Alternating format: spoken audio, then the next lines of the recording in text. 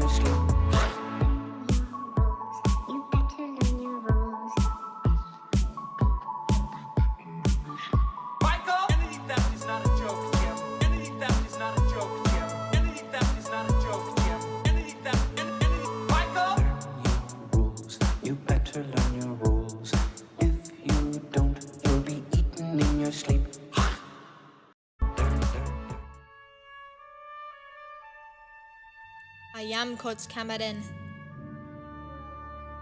and I see a whole army of little soccer warriors here in defiance of out of control coaches and parents. You've come to fight as free players, and free players you are.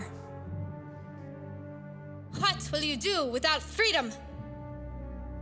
Will you fight? No. Not against them. They're too scary.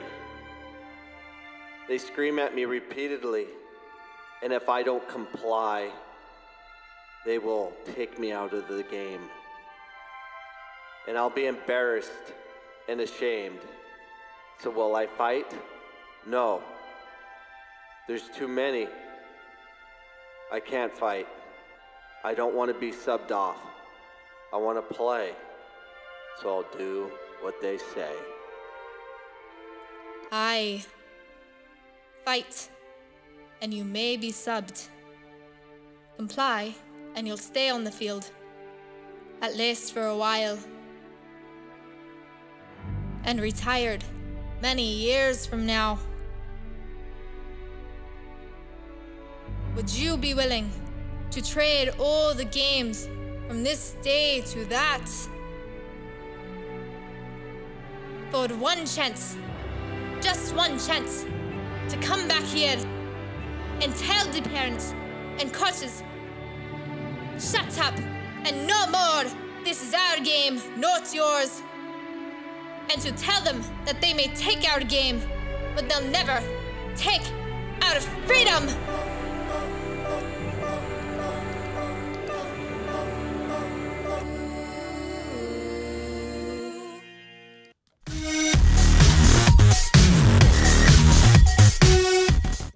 Another soccer coach, but behind bars for doing inappropriate things. Hope Solo is busted again. 3 ways to dribble like the pros, which will conclude this episode.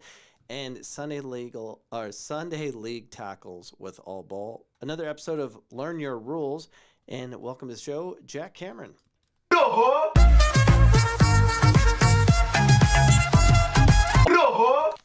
So no games today, huh, Jack? Yep. You have a state cup game on Wednesday. Yeah, and Friday. Versus Excel, and then Friday, who do you play? FC Arizona. FC Arizona. That's Tuzos versus Excel, and then Tuzos versus FC Arizona coming up this week. And also with us is Jet. Hey, Jet. Who's... I gotta fix his camera. Can you not click on that? There you go. Yeah, keep it low. Anyways, Jet, here's your first goal you ever scored. I recorded it.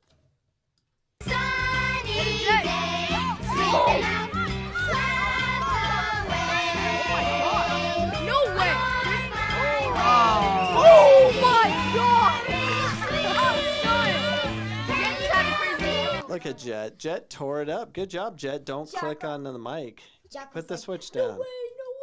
Yeah, it was amazing to see Jet and how he reacted to the situation, because he was always working on dribbling and have a coach on the sideline. Do this, do that, do everything, and not allowing him to think. And that's what we're going to cover with the 3 tips we're going to give you about how to develop in such a way.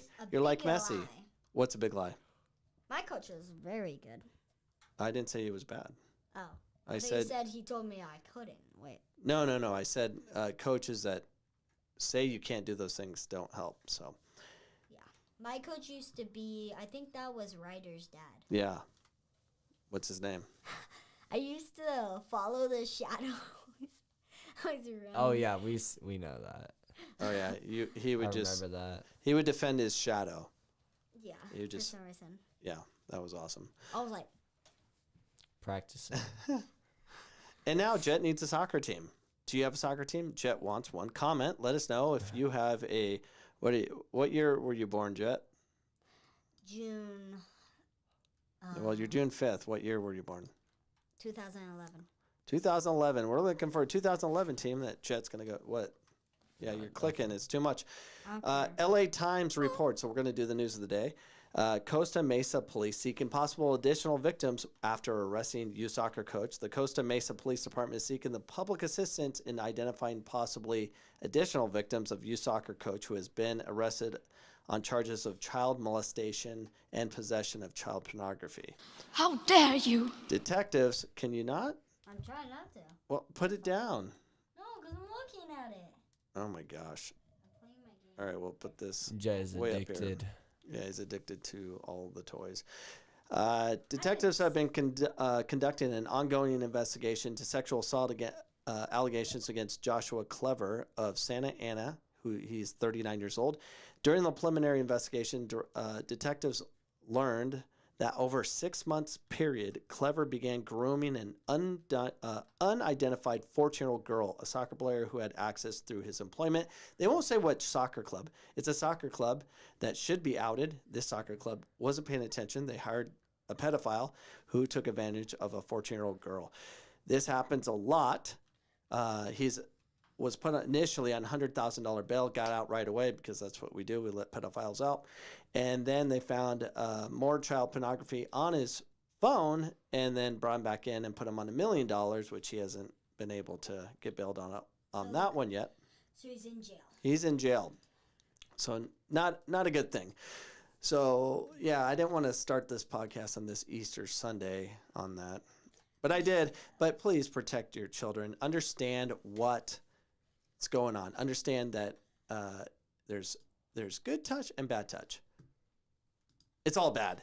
Don't touch. Coaches, stop touching kids. Don't touch them. Oh, they need to feel love. No, they don't. Not your love. And pay attention, parents. They show signs right away. Believe them. Believe them. So if anyone's doing any inappropriate touching at all, it's just on their shoulder all the time, believe them. They're a pedophile. Sorry, just the way we are. Can't take the risk. Can't take a risk with children. Every week we're reporting it. It's getting crazy. Be safe than sorry. Exactly, Jet. Be safe. Better be safe and feel uncomfortable before the inappropriate touch becomes something very inappropriate. So that was disgusting. Thank you, soccer, for giving us another pedophile this week. But not to let's just change everything, lighten the mood by doing a little bit of all ball.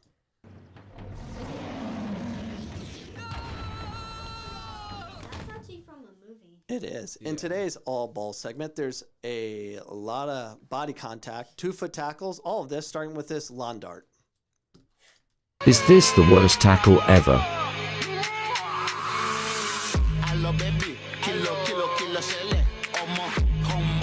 Oh my word.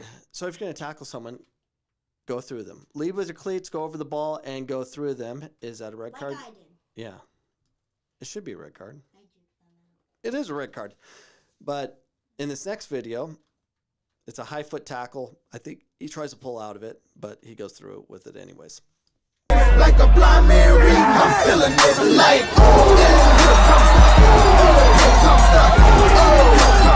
Yeah, that's about thigh height.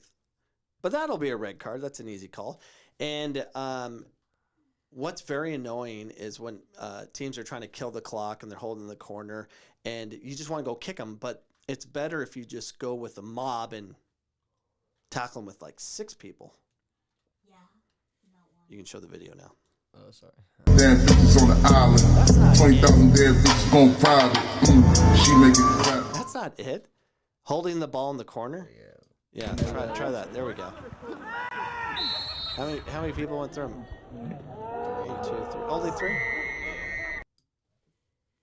Yeah. Trying to kill the clock. It's a scream. And now we'll show the 2-foot tackle that Jack had. Damn bitches on the island. 20,000 dead bitches gon' private. She make it clap. I got the strap. 21 gas. Yeah, I'm pretty confident his leg was going like that.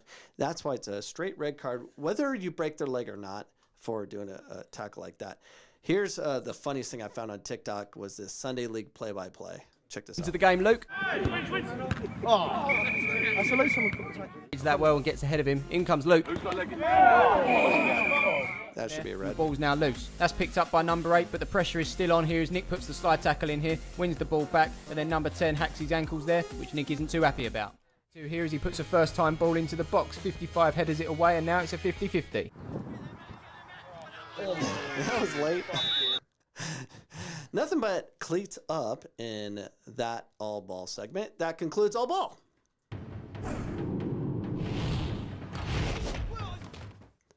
From CNN, former U.S. soccer goalkeeper Hope Solo was arrested in North Carolina on Friday on charges of misdemeanor child abuse, resisting arrest, and impaired driving, police said. The Winston-Salem Police Department said in a statement that the officers arrested Hope Solo, or Hope Amelia Stevens, otherwise known as Hope Solo, on Thursday in the parking lot on in a business in the city where she resides, and she was in the vehicle jet with her two vehicles with her 2 children. Following her arrest, Solo was processed and subsequently released from the Forsyth County Law Enforcement Detention Center, according to police. Due to the impending prosecution, no other information regarding the arrest will be released at this time, police statement said in this statement. God, Megan! What are you doing here? Get her out of here! I'll smash her. So, yeah, Megan's not a fan of Hope Solo, but Megan always comes back. Anytime she can come back, she'll come back. If anything's referenced to If she dies, she'll come back. Megan, she'll come back. So Hope Solo was basically passed out in her car for 1 hour and had the car turned on to keep the car warm or whatever as she was coming down from her high, whatever that was, whether it was alcohol, marijuana, or what, we don't know. And yeah, that's a DUI. She was in a parking lot. She wasn't driving, but she had the car turned on. And I know, like in Arizona, I know someone, a friend of mine, got a DUI. He was sitting outside of his car, just leaning against it. And the officer came, got him, nailed him for a DUI because he was touching his vehicle. So if you're touching your vehicle and it belongs to you and you're intoxicated, it's a DUI. Just so you know, in Arizona. Definitely don't be in the car because that's DUI as well. It doesn't have to be moving in a lot of states. So yeah, she's Gandhi from Yahoo Sports, sitting at the bottom of the tables, the 4th tier of German football. Magdeburg have given their fans a collective headache this season. But as the 3-time East German champions try to avoid relegation, their fans employed a system to help them in their recent 5-match scoring drought. During a match against Berliner AK-07, a group of fans stood behind the visiting team goal, each with a large brightly colored arrow pointing to the net of their team, letting them know to shoot into the goal. And we actually have a video of that. Let's show that video. When your team haven't scored for 5 days, 20,000 dead bitches gon' private. She make it private. I got the strap. 21 gats. Feel like I'm savage. 21 bitches and more than average. I'm gon' fuck me the.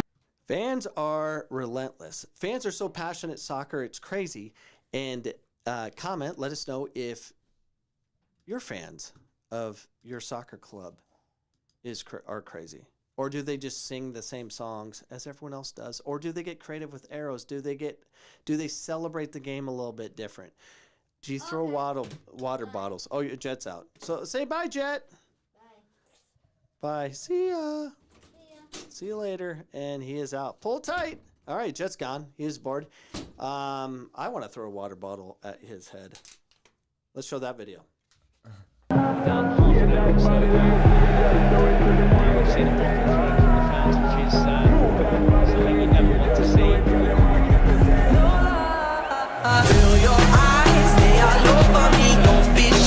If you're taking the corner kick, you're going to get hit by something, whether it's a battery, water bottle, beer, something. It's just the passion of the game. It just happens because people just lose their minds. So much so if they win, they lose their minds too. Watch these poor players try to escape their fans. It's about drive. It's about power. Let's burn it down. Did all the players get out of there? What game was that, Jack? That just happened. I have no idea. Kind of. Yeah. Comment. Let us know. Do you know what game that was? Wasn't it like Turkey? Yeah, they won the league. They won the league, and it was a big deal. So they stormed the field like Braveheart with fire and celebrated.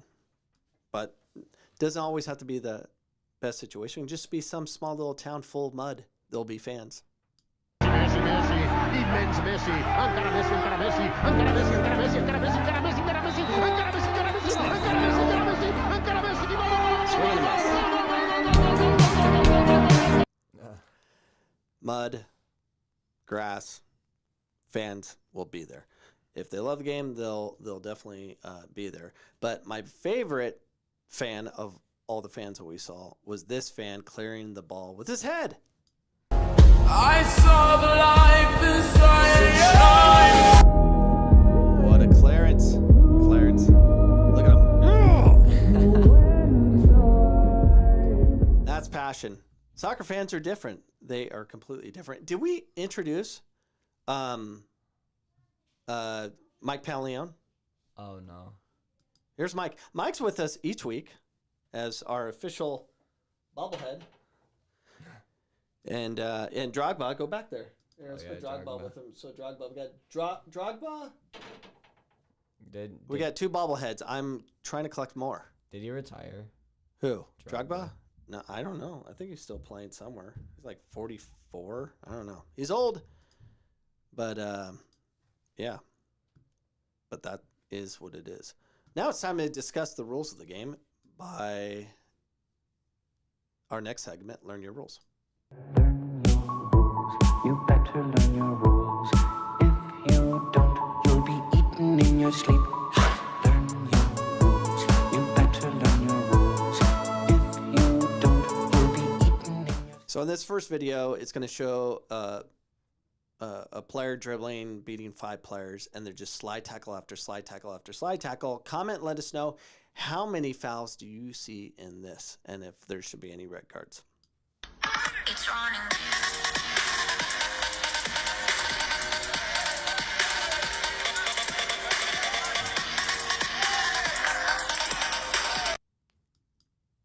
Okay, so here's the question I have for you. When you go cleats up, both cleats up, is it a yellow or is it a red? Is it the intent? I mean, what are we looking at? If you go with evil intentions but miss and don't break a bone, it's just a yellow? Is it just verbal warning? What is it? Comment, let us know.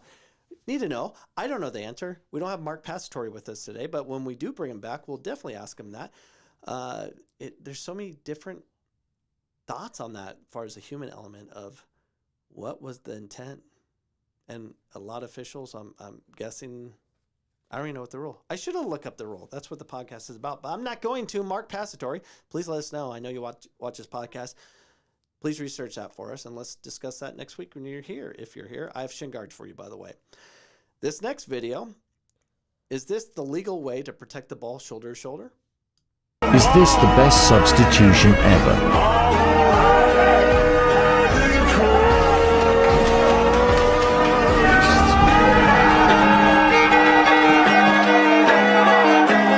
My bad. I totally skipped. So this is this substitution legal? He was out of bounds. When you're not subbed in until you set foot on the grass, right? So if you're going in to throw in the ball, you have to step on the field first and then get off to throw in the ball. But in that situation, did it even seem like it was a legal substitution, or was he just hanging out with the coach and then he just ran on? I'm confused what happened there, but it was an amazing substitution. What do you think? Comment. Let us know. Was that legal? Not sure. But it was definitely the best sub ever. Now, this slide is a bit different from the most. He does the full splits to a defender's player, which led to a goal. Is this legal?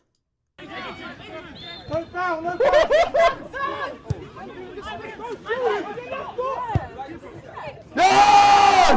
And he scored. Do you see the guy? So when he did the full split, blocked him, then that same player or a different player stepped at him like on his hand.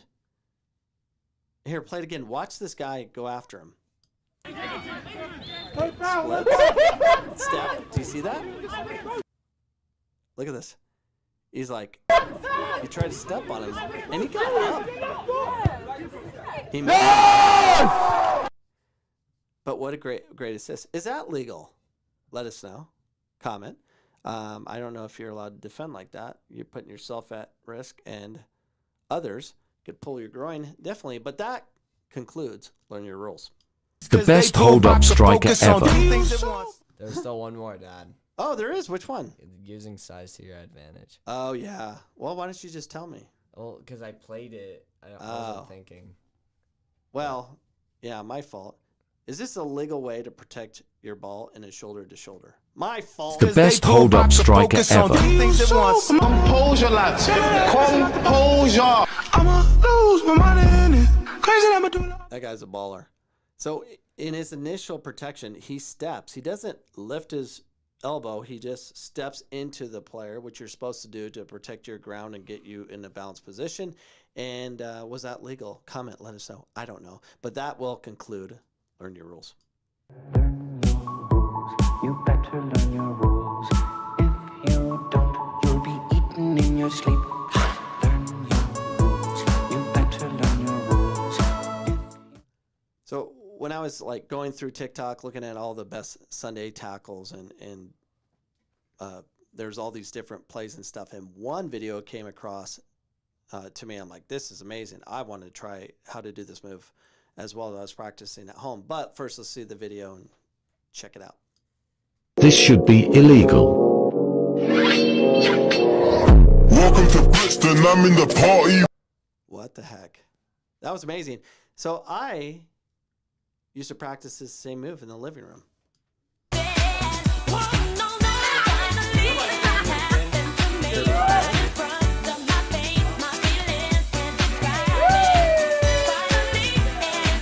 Not exactly like that guy. Somehow he was able to roll the ball behind his plant foot and elevate it around his head and then kick it to his teammate.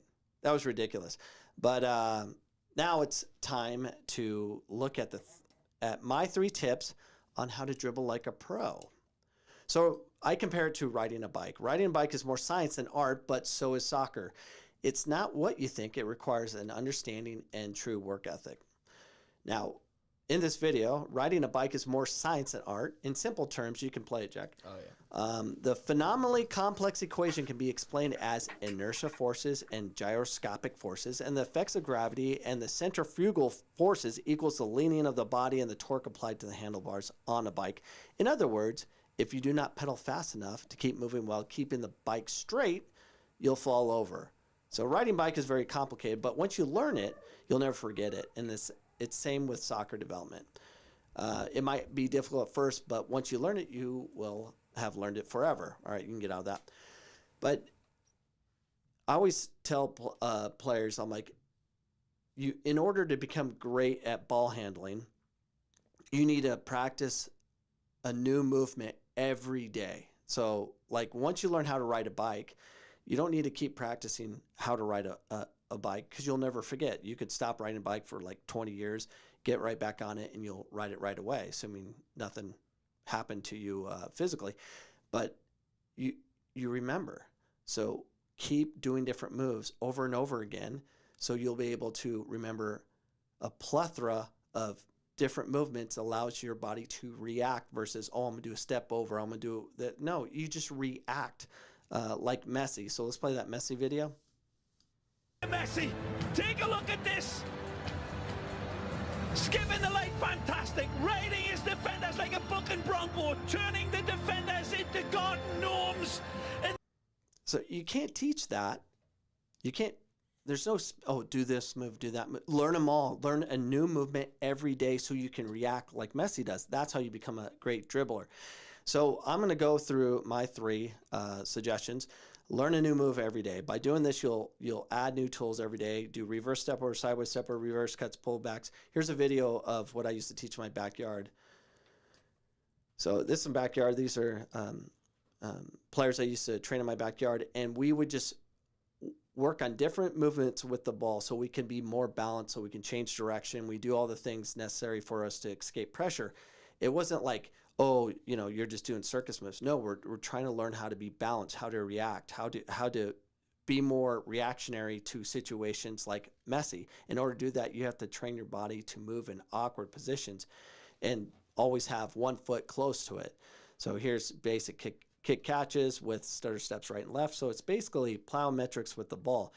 This is what's required every day. Always manipulating the ball, always doing stuff like this that allow you to be successful with reactions to the game. You have to be like Messi. You cannot be like, oh, I'm going to do this move, I'm going to do that. No, you're going to react. So this is all balance. This is teaching your brain how to be balanced in awkward situations, awkward positions that the game presents. And that's kind of what I did nonstop, but always manipulating the ball. It was never the same. Every time someone came and trained with me, it was something different. It was some modification of it so they could get off balance and learn how to become balanced, like riding a bike that we discussed earlier. We never do the same thing. That was crazy. So anyways, that's my suggestion. Go to YouTube every day, learn a different move, learn a skill of the day. I have that on my playlist on my YouTube channel. And like and subscribe to my YouTube channel and get all that great content. I have 1,800 plus videos on my YouTube channel.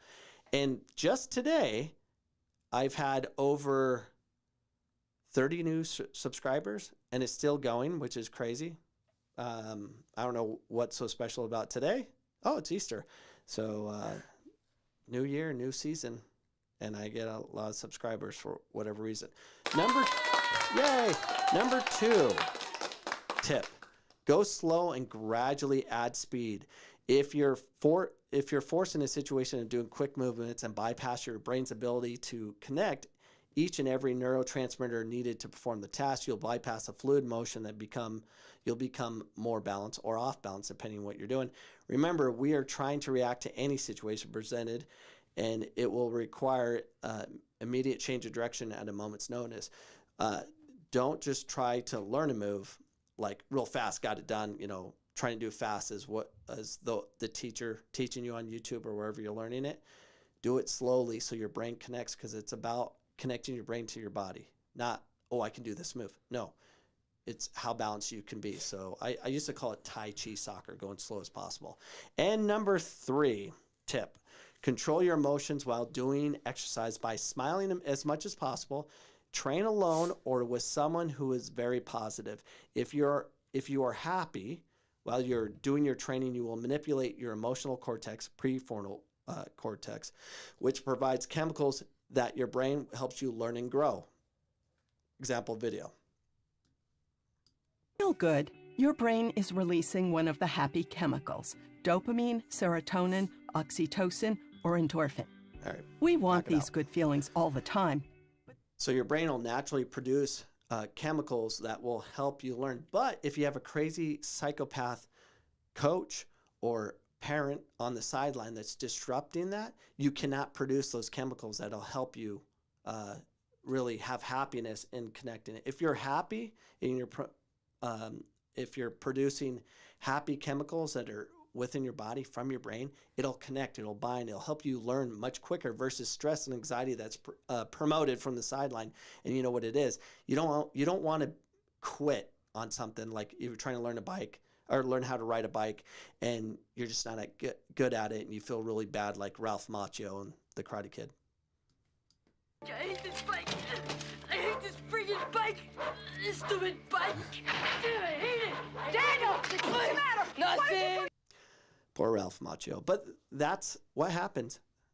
Yes, Jack. We got a question. Yes. From Carlos Flores. Wasn't there a letter from a coach you were going to release if you hit 900 subscribers? And he said, I said it in 7 days. It's bad stuff. I remember that. Give me more time on that one. That I'm not prepared for that. But I said within a week, in 7 days, and that didn't happen. But today, give me 50 in 7 days. So I'm at 90. Let's see what I'm at right now. I'm currently at, I was at 906 when I started this podcast. Still at 906. So if I can be at 956, and I have the letter in my cell phone, 956 by next Sunday, I will read that letter and make people feel horrible or be aware of who to stay from. 956, which on the track I'm going right now, I should clear that. So tune in next week. That'll be fun. So train them as much as you can in a safe place like your backyard. If you have happy thoughts and you enjoy the process, you'll learn much more quickly. And those are my tips, 3 tips that will give you a huge advantage over the competition. Learn a new move every day. Just constantly learn a different movement that's difficult for you, that becomes easy, so it's learned. And 2, make sure you do those different movements slow as possible, making you a fluid player versus a jerky movement player. Those that are fluid are actually more quicker and you burn less energy because it's just, you're fluid. It's easy. Bruce Lee stuff. And thirdly, train with happiness. Be happy, smile, be around an environment that makes you happy. Sometimes it'll get you to the point where you have to be alone with the ball and just be happy with the ball, but you have to be positive in your thinking so you can allow your brain to produce the chemicals that bind neurotransmitters, synapses, all those things that connect to your body. You can connect every day for the rest of your life if you choose to do so. Do things that are different. That's different. Those are 3 tips that are different than you can hear anywhere else. I'm the only one talking that way that I'm aware of. Do it that way. Be different. Get an advantage over your competition. And that is my podcast. Any other questions? No? No. That's awesome. Anyways, happy Easter to everyone. Be happy. Train every day. Love the game. And you can find us on iHeartRadio, Google Play, iTunes, or wherever podcasts are found, or go to CoachCameron.com for direct content to our stuff. And we'll see you next Sunday, 8 p.m. Mountain Standard Time. Peace.